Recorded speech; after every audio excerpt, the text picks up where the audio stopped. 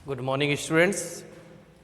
Dear student, आपका JDK digital classes में स्वागत है। आज हम इस वीडियो में नरेशन के सम स्पेशल चेंजेस को आगे बढ़ाते हुए इसको पूर्ण करेंगे। कल हमने यानी लास्ट वीडियो में हमने कुछ इसके बारे में पढ़ा था, और पढ़ा क्या था, हम थ्रू द एग्जाम्पल इसको समझ रहे थे। कुछ एग्जाम्पल्स और हैं, देखिए, जैसे he said inverted comma well Rani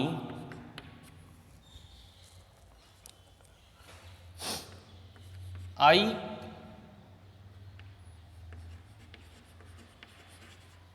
arrange A party today. ठीक है, आई arrange A party today.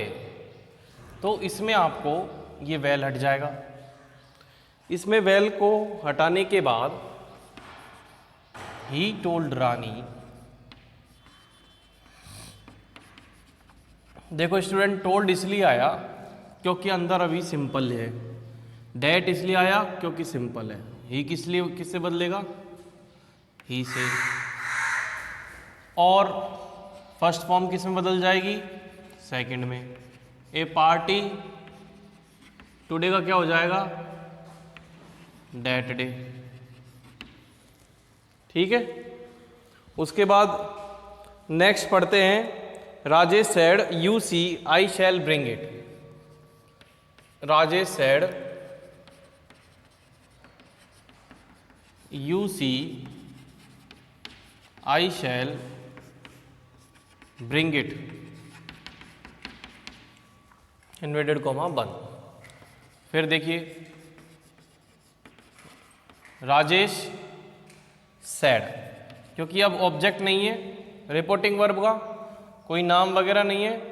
You see तुमने देखा, तो यहाँ पर जो यू सी है वो हट जाएगा। आई किससे आएगा? राजेश से, इसलिए ही। और शैल विल का हो जाएगा वुड। ब्रिंग इट, ब्रिंग किस लिए आई? मॉडल के साथ, मॉडल ऑक्सिलरी के साथ हम वर्ब की फर्स्ट फॉर्म ही यूज लेते हैं। ठीक है, इट। फिर थर्ड पे आ जाओ। She said sir I want to go home now. ठीक है, इसका कैसे बनेगा? अब इसने श्रीमान यानी सर का यूज़ किया है, तो इसमें अपन को लिखना है शी रेस्पेक्टफुली सेड दैट। इसलिए ऐसा नहीं है कि शी सेड टू सर, ये she told sir. She respectfully said that. I किसके लिए है? फर्स्ट, यानी जो फर्स्ट पर्सन है बाहर के सब्जेक्ट से बदलेगा, इसलिए शी। सेकंड फॉर्म आ जाएगी वांटेड, क्योंकि बाहर। पास्ट है, शी वांटेड टू, ये टू इन्फिनिटिव है, ये बदलेगा नहीं, होम। और नाउ का हो जाएगा देन। ठीक है, नेक्स्ट देखिए। Vimla said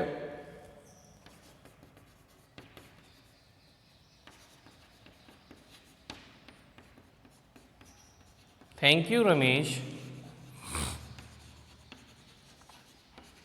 for coming to my party.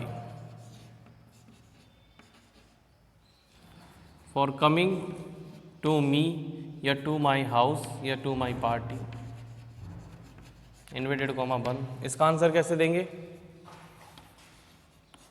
इसका आंसर देंगे विमला थैंक्ड रमेश। अभी क्या है कि ऑब्जेक्टिव है, यानी पर्पसफुल है, उद्देश्यपूर्ण है तो इसको सेम टू सेम ऐसे ही लिख देना है for coming, but pronoun change जरूर होंगे। टू, विमला ने बोला है माई, फर्स्ट पर्सन, विमला से हर पार्टी।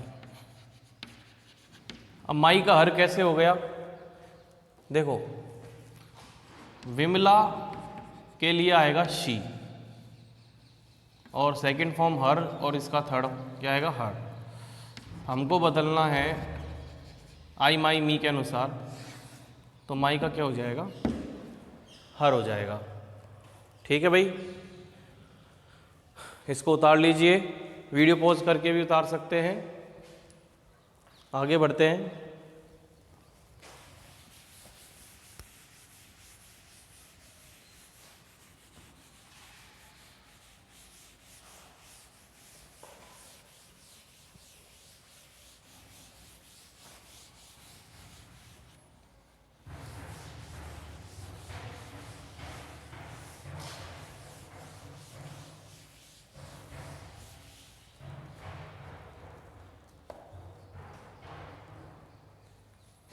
अब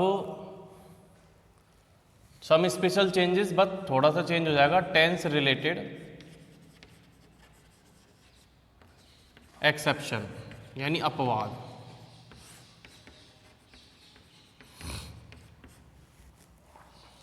देखो हमने आपको बताया था कि जो चीज़ पास्ट, प्रेजेंट और फ्यूचर में कंटिन्यू रहती है वो प्रेजेंट सिंपल टेंस का भाग होती है, वो कभी चेंज नहीं होती। जैसे यूनिवर्सल ट्रुथ में teacher said the sun rises in the east, तो इसको कैसे बदलेंगे, the teacher said that, to नहीं आ रहा है ना इसलिए टोल्ड नहीं होगा। ये चीज़ अपरिवर्तनीय है, अनचेंजेबल है। क्यों है, क्योंकि ये इसका संबंध तीनों कालों से है। पास्ट में भी ये होता था, प्रेजेंट में हो रहा है और फ्यूचर में भी ऐसा ही होता रहेगा, इसलिए ये अनचेंजेबल है। तो the sun rises in the east. जैसे Mohan said to Meena, Mohan said to Meena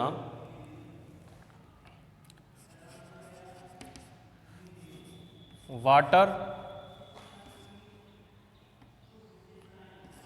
converts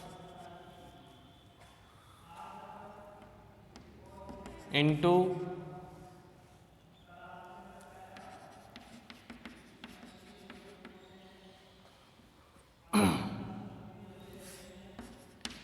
steam at 100 degree Celsius.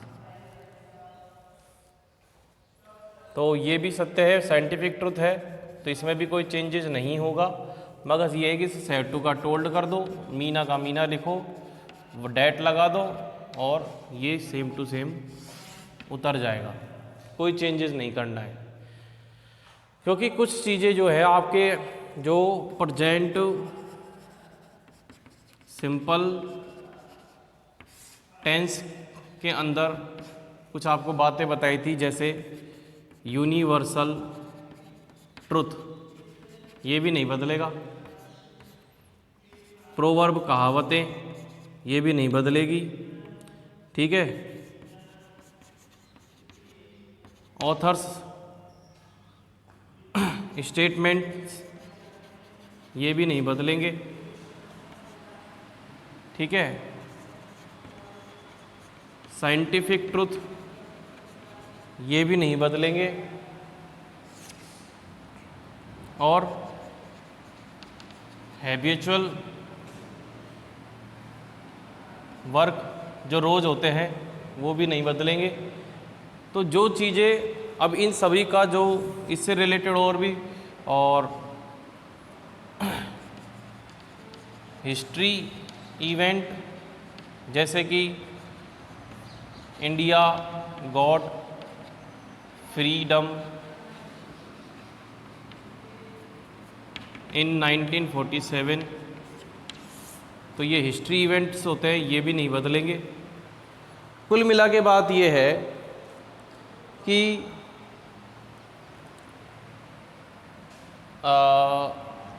और एक और जैसे फैक्ट्स हो गया,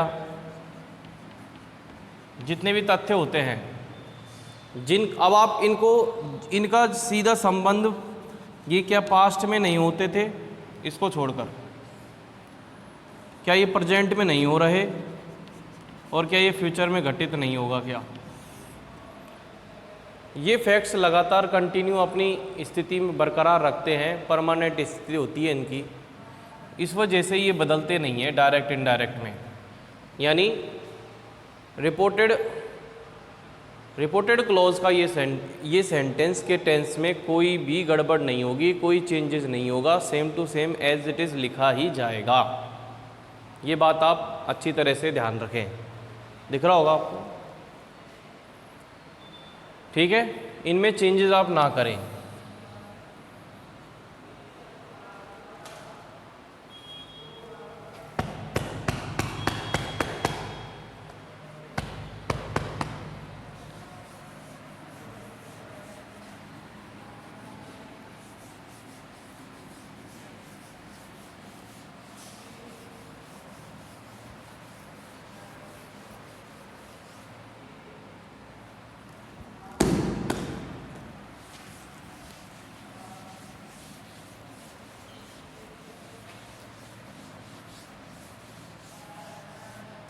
ठीक है, आगे बढ़ते हैं। देखिए नेक्स्ट रूल क्या है? इफ द रिपोर्टेड क्लोज या स्पीच, इसका मतलब क्या होता है? इन्वर्टेड कोमा के अंदर वाला हिस्सा। If the reported clause or speech has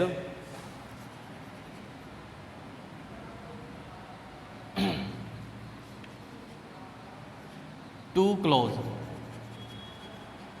दो क्लोजेज है उसमें, यानी दो उपवाक्य हैं। किसके मतलब से? Regarding past tense.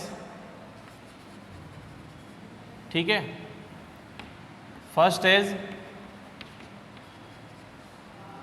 Main verb, पहला तो मेन वर्ब है, दूसरा जो है सेकंड एज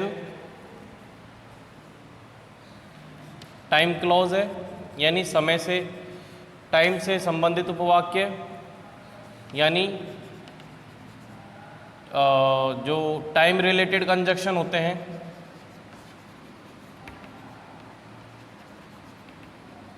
ठीक है, जैसे till, when, whenever, until, unless.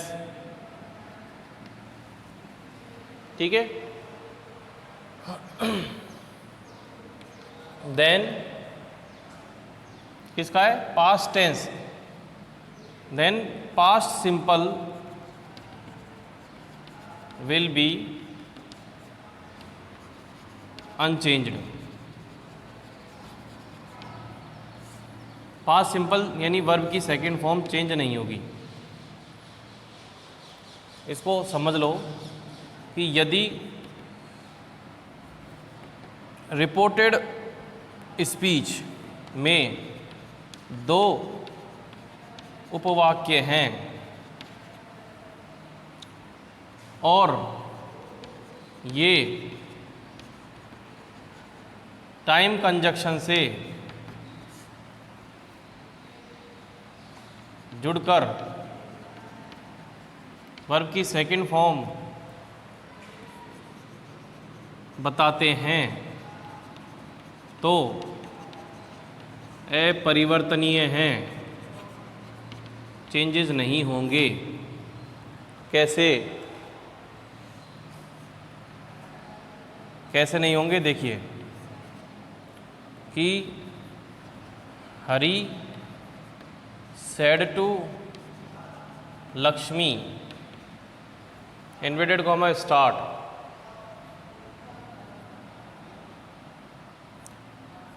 I expected the proposal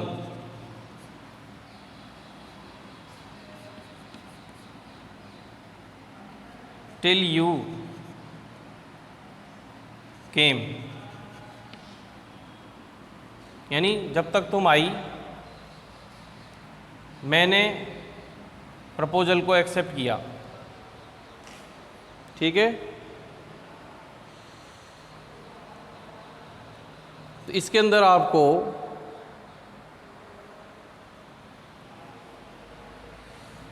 किस प्रकार से चेंज करना है, जो कि देखिए ध्यान दीजिए, ये एक क्लॉज है, ये एक क्लोज है, लेकिन ये टाइम क्लोज है, ये ध्यान रखना, और दोनों में ही सेकंड फॉर्म यूज़ हो रही है। इस प्रकार से टाइम क्लोज और ये मेन वर्ब है और ये टाइम क्लोज की वर्ब है, दोनों सेकंड फॉर्म है, तो इसमें चेंज नहीं होता है, केवल सेड टू का टोल्ड हो जाएगा। लक्ष्मी डेट, आई किसके लिए आया है, हरी के लिए, he accepted the proposal till she came, दोनों अनचेंजेबल रहेंगे, दोनों फॉर्म, ये ध्यान रखना आप। यदि अंदर के दो क्लोजेज टाइम रिलेटेड किसी भी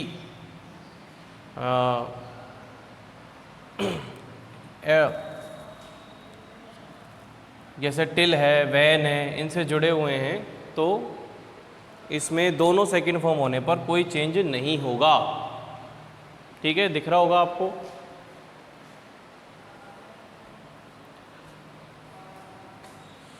नेक्स्ट देखिए,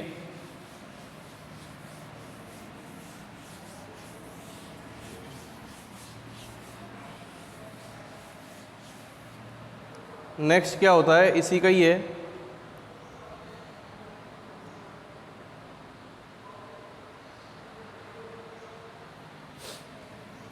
कि Vinita said to Vinay, I was happy when I saw you.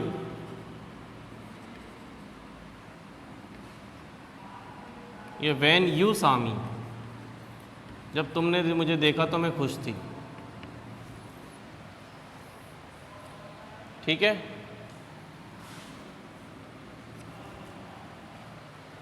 तो यहाँ पर ये भी पास्ट सिंपल है पर लिंकिंग है, यहाँ पर ये मेन वर्ब है, लेक्सिकल वर्ब है, दोनों वर्ब की सेकंड फॉर्म है, इसमें चेंजेस नहीं होंगे, केवल टोल्ड हो जाएगा।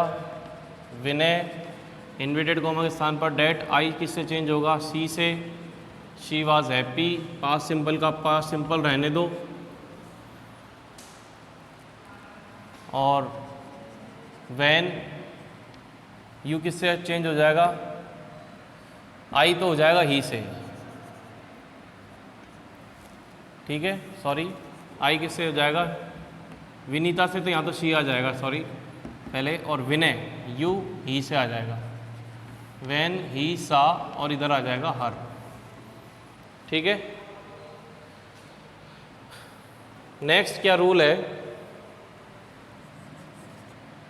इफ द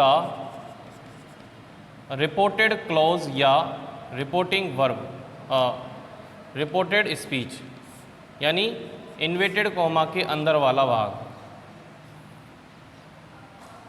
के इसके अंदर क्या है, has two close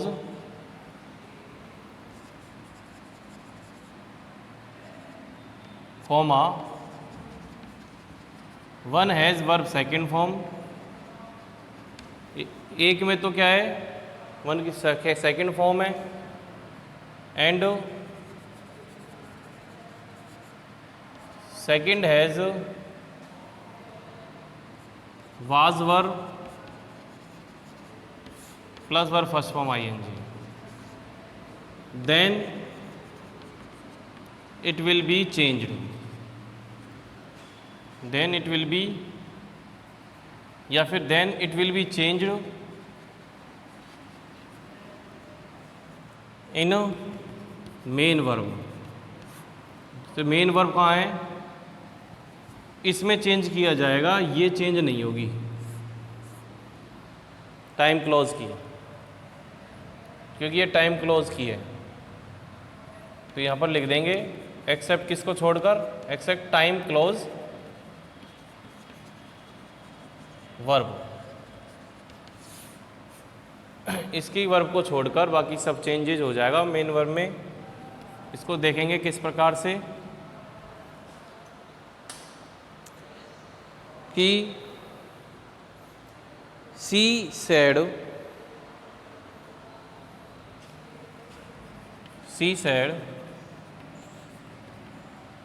Monu slipped when he was walking on wet ground, गीली धरती पर चल रहा था तो वो गिर गया। तो यहाँ पर आपने देखा कि मेन वर्ब तो सेकंड है, मगर टाइम क्लोज की जो वर्ब है वो पास्ट कंटिन्यू है।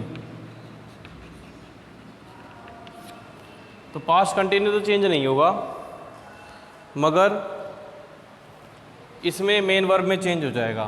कैसे, सी सेड का तो सी सेड ही रहेगा, बट आगे डैट मोनू हैड स्लिप्ड, इसमें चेंज हो जाएगा हैड स्लिप्ड, आगे चेंज नहीं रहेगा। When he was walking on wet ground, ठीक है, इन्वर्टेड कॉमा हट जाएगा। तो इसमें आपने देखा कि दोनों टाइम क्लोज की दोनों वर्ब, टाइम क्लोज की वर्ब और मेन वर्ब, यदि सेकंड फॉर्म है, टाइम क्लोज की वर्ब सेकंड फॉर्म है और मेन वर्ब रिपोर्टेड क्लोज की वर्ब भी, रिपोर्टेड क्लोज में दो वर्ब हैं, एक टाइम क्लोज की एक मेन वर्ब, तो मेन वर्ब भी सेकंड है और टाइम क्लोज भी सेकंड है, तो अनचेंजेबल है। मगर दोनों अनचेंजेबल है। और यदि टाइम क्लोज की पास्ट कंटिन्यू है और मेन वर्ब सेकंड फॉर्म है, तो पास्ट कंटिन्यू को तो अनचेंजेबल रहने दो, मगर जो मेन वर्ब है उसको past perfect head plus verb की थर्ड फॉर्म में चेंज कर दो। समझ में आ गया?